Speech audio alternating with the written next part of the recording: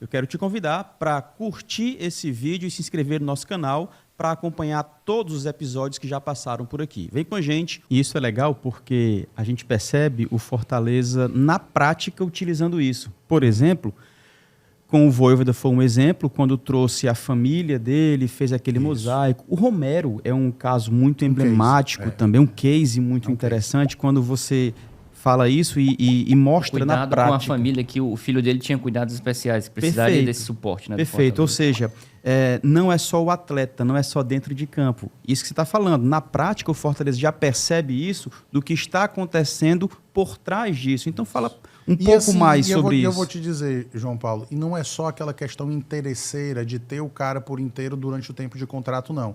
Tanto é que você vê, por exemplo, a gente foi jogar contra o Boca, o Romero não tem mais nenhum vínculo com o Fortaleza. Tava lá no camarote. Ele pegou um avião, gente, com a esposa dele de Córdoba para Buenos Aires, se deslocou, né, para poder acompanhar o jogo, passar uma energia. Ele é uma figura respeitadíssima no futebol argentino. Né? O próprio Riquelme, a turma alta do Boca tem assim, uma deferência enorme ao Tino.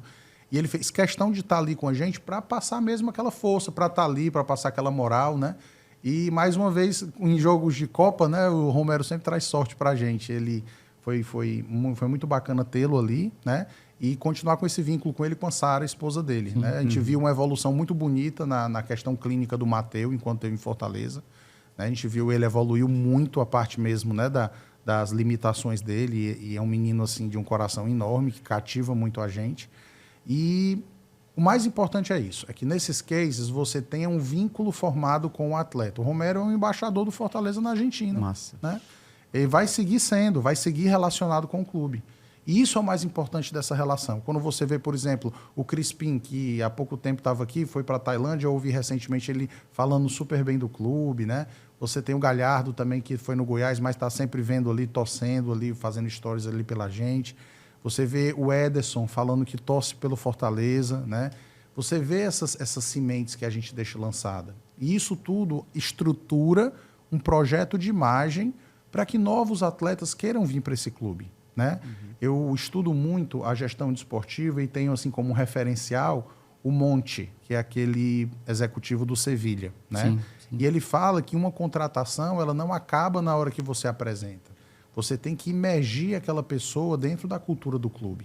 Ele tem que se sentir pertencente àquela cultura, ele tem que entender. E a gente sempre dá uma aula de imersão para os atletas de tudo. Aquela história recente, eu vou contar para o atleta. Vamos falar sobre o gol do Cassiano, para ele entender qual é o significado na história do Fortaleza. O jogo do Tupi, para ele entender o que é aquilo ali. O gol do De Pietri, que nos levou a primeira vez para uma Libertadores, para que ele possa entender isso. Até eu brincava com o Emmanuel Martinez, né, que chegou há pouco tempo, que ele é tandilense, ele é de Tandil. E é a mesma cidade do De Pietri. Então eu dizendo, ó, tandilense aqui dá sorte, porque o De Pietri veio e fez o gol da classificação para a nossa Libertadores, você também vai ser muito feliz aqui. Então você cria um senso de pertencimento do atleta, né, junto com o clube. E esse processo você não pode abrir mão, porque entendam, dinheiro, Balacó, que antigamente se dizia, bota o dinheiro aí, quanto é que ele quer e traz.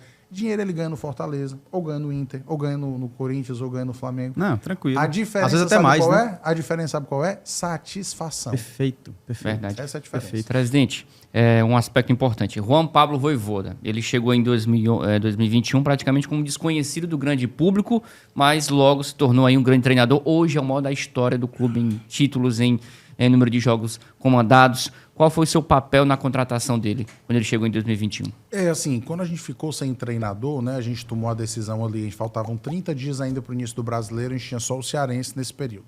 Fomos eliminados na Copa do Nordeste por Bahia nos pênaltis. Um jogo que, apesar de ter ido para os pênaltis, a nossa produção foi bem limitada naquele jogo, eu lembro. E a gente não estava contente com o rendimento naquele instante, né, apesar do Enderson, e eu gosto sempre de ressaltar isso de público, o Enderson teve um papel fundamental no projeto do Fortaleza. Pelo momento em que ele veio em 2020, pela coragem como ele enfrentou aqueles desafios finais, até mesmo com Covid, o Enderson foi ali limitado para a beira do campo, estava lá dando pré-eleção, o Guerreiro ali naqueles jogos contra o Curitiba e contra o Vasco, chegou até a ser hospitalizado o Enderson naquele período. Então, assim, eu tenho uma gratidão muito grande ao professor Enderson, sempre falo isso de público, sempre falo com ele por WhatsApp. Porém, a coisa não estava encaixando naquele momento, apesar do aproveitamento estar alto, né, naquele instante da temporada, mas não estava legal e aí a gente estava buscando um outro conceito, né, de jogo. E aí o Marcelo queria um conceito mais parecido com o do Rogério, né? Porque a gente tem uma premissa básica. Sempre o Fortaleza vai primeiro buscar os 45 pontos, todos os anos. A gente nunca vai falar publicamente, nós vamos pensar numa libertad. Não, nós vamos sempre buscar os 45 pontos. Se você consegue esses 45 pontos com mais rodadas de antecedência, te sobram mais rodadas para buscar algo a mais. Se você deixa para chegar aos 45 pontos na penúltima ou na última rodada, não sobra tempo para você tentar a competição internacional. Então, sempre é ter humildade, pé no chão e buscar os 45 pontos. E o Marcelo sempre falava, para você buscar esses 45 pontos, você tem que vencer os times que estão ali concorrendo com você na segunda parte da tabela. E para isso você tem que ser propositivo, você tem que ser corajoso, você tem que querer jogar, você tem que finalizar muito, você tem que, né, ter personalidade. Se você ficar naquele estilo reativo, você pode correr o risco de não conseguir pontuar contra esses times. Aí você está mal. Uhum. E aí o que acontece? Acabou que a ideia dele era trazer até o Fernando Diniz, na época, por conta da ofensividade, do jogo coletivo, jogo agressivo. Porém, o Fernando Diniz não quis vir naquele momento. E ele me consulta sobre qual nome estrangeiro, porque eu sempre acompanhei muito, né, futebol sul-americano, eu sugeriria. E eu mencionei que o único nome que, ao meu ver, se encaixaria com a necessidade dele e que trabalhava com baixos orçamentos, que essa é uma realidade nossa, era o Juan Pablo Vojvoda. Tinha feito um baita trabalho no Talleres, tinha feito um baita trabalho no União La Calera, tinha sido vice-campeão chileno e foi demitido no final do ano. Então, sabia que ele estava livre, né?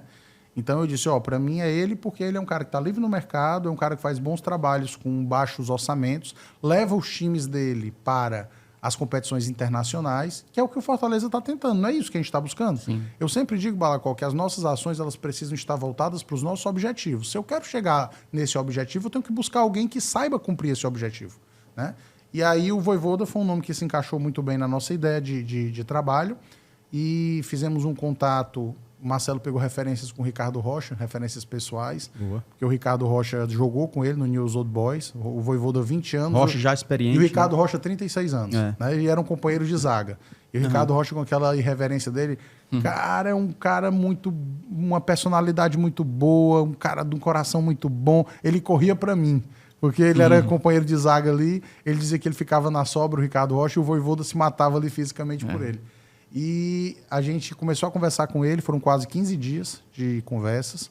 Ele pediu para ver detalhadamente todo o elenco do Fortaleza. Eu descrevi jogador por áudio para o Vojvoda, cada um do elenco.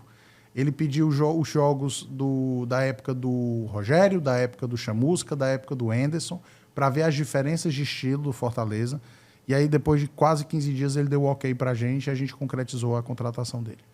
Legal, estamos conversando hoje com o Alex Santiago, presidente do Fortaleza, e deixar um abraço especial para a rapaziada que está nos acompanhando na TV Câmara Fortaleza, na FM Fortaleza 90.7 e também aqui no canal do YouTube. Quem está no YouTube, deixa nos comentários aí a sua participação para a gente registrar aqui, tá? E também levar até o presidente as suas dúvidas. Se inscreve no canal também e curte essa live. Olá, memoráveis! Se você é apaixonado por esporte, eu vou deixar uma dica de livro muito especial, tá? O link está logo aqui embaixo na descrição e também no primeiro comentário.